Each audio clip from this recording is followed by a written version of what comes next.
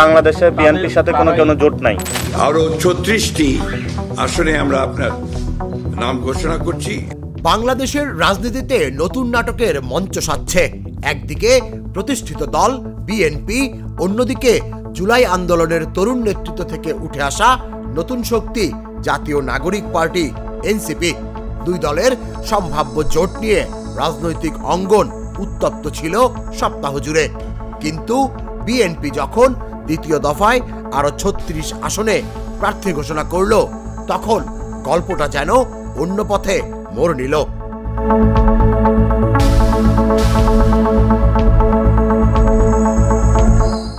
বিশ্লেষণে দেখা গেছে বিএনপি ঠিক সেই আসনগুলোতেই প্রার্থী দিয়েছে যেখান থেকে প্রতিদ্বন্দ্বিতার প্রস্তুতি নিচ্ছিলেন এনসিপির শীর্ষ নেতারা।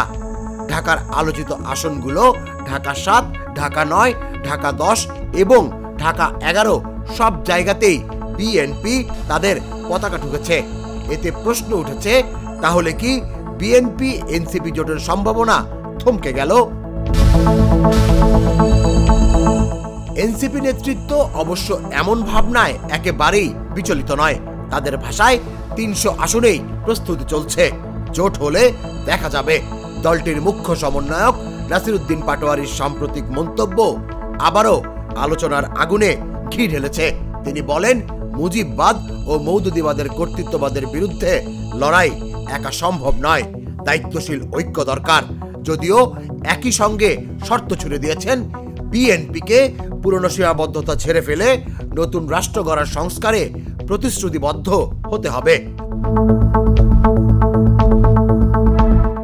কিন্তু বিএনপি যখন এনসিপির নেতৃত্বাধীন আসনগুলোতে নিজস্ব প্রার্থী দাঁড় করিয়ে দেয়, তখন রাজনৈতিক বিশ্লেষকরা ধরে নিচ্ছেন আলোচনার টেবিলে এখন চলছে নতুন ধরনের দর কষাকষি।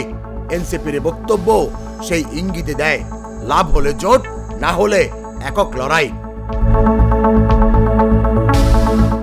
এখন প্রশ্ন হলো, ত্রয়োদশ জাতীয় সংসদ নির্বাচনে জোটের রাজনীতি নতুন সমীকরণ দেখবে নাকি দুই পক্ষের পথ আলাদা হয়ে যাবে? এই প্রশ্নের উত্তর পেতে আমাদের অপেক্ষা করতে হবে আরো কিছু সময়। তুষার ইসলাম, জাগো নিউজ। দুধার চকলেটে একাকার হয়ে ওঠা প্রাণ লেয়ার, সম্পর্কের মিষ্টি ম্যাজিক।